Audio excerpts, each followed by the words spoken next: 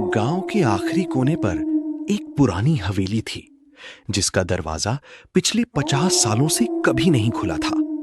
लोग कहते थे उस हवेली की दीवारें जिंदा हैं, जो भी अंदर जाता वो कभी वापस नहीं आता। लेकिन एक रात बारिश से बचने के लिए एक गरीब परिवार ने उसी हवेली में पनाह ले ली।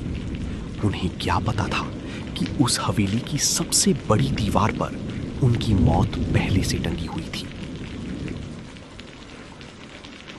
राघव बहुत गरीब आदमी था। उसकी पत्नी सीमा और छोटी बेटी गुड़िया के साथ वो गांव के किनारे एक कच्चे घर में रहता था। उस रात बारिश इतनी तेज हो रही थी कि उनका घर अचानक भरभरा कर गिर गया। सीमा रोते हुए बोली, अब हम कहाँ जाएंगे? तभी राघव को गांव की वो पुरानी बंद हवेली याद आई, जिसके बारे में लोग कहते थे कि वहां भूत रहता है। लेकिन उस वक्त उनके पास और कोई रास्ता नहीं था। तीनों भागते हुए हवेली तक पहुंचे।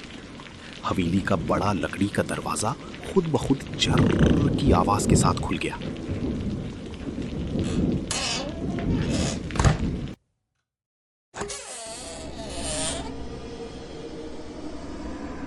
अंदर हर तरफ धूल थी, जाले थे और अजीब सी बदबू आ रही थी। राघव बोला, डरने की जरूरत नहीं है, बस आज रात रुकते हैं, सुबह होते ही निकल जाएंगे। तीनों मुख्य हॉल में जाकर बैठ गए। उस हॉल की सबसे बड़ी दीवार पर एक बहुत बड़ी पुरानी तस्वीर लगी थी। तस्वीर में एक बेहद खूबसूरत राजकुमारी बनी हुई थी, लेकिन उसकी आंखें कुछ अजीब लग रही थीं। थोड़ी देर बाद सब सो गए। रात में गुड़िया की आंख खुली। उसे प्यास लगी थी। जैसे ही उसने पानी पीने के लिए सिर उठाया, उसकी नजर दीवार पर लगी उसी तस्वीर पर गई और तभी उसने देखा कि तस्वीर वाली औरत की आंखें धीरे धीरे घूम रही थीं और वो सीधे उसी को घूर रही थीं।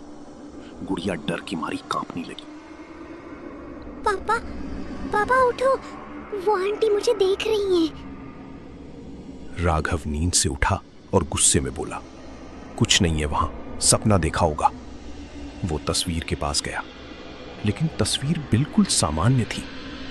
राघव ने बेटी को डांटा और फिर से सुला दिया। लेकिन असली डर अभी शुरू हुआ था। रात के ठीक 2 बजे पूरा कमरा अचानक बर्फ जैसा ठंडा हो गया और फिर दीवार से किसी के नाखून खिसने की आवाज आने लगी। घर घर घर।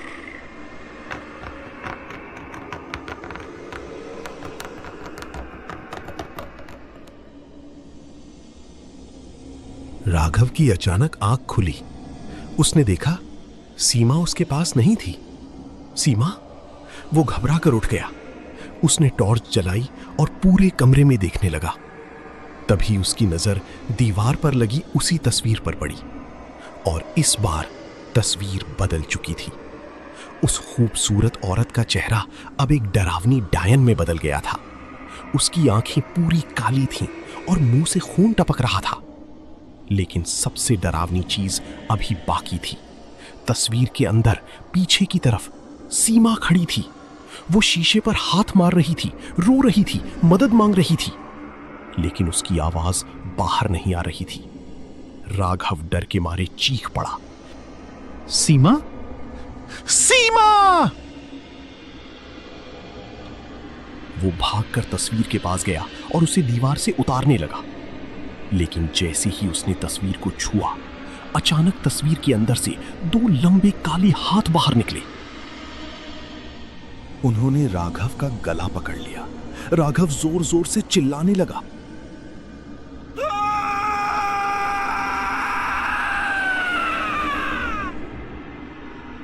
गुड़िया डर के मारे रोने लगी, लेकिन वो काले हाथ धीरे धीरे राघव को दीवार के अंदर खींचने लगे और कुछ ही सेकंड में राघव भी तस्वीर के अंदर गायब हो गया। पूरे हॉल में सिर्फ गुड़िया की चीखें गूंजती रहीं। फिर अचानक सब कुछ शांत हो गया।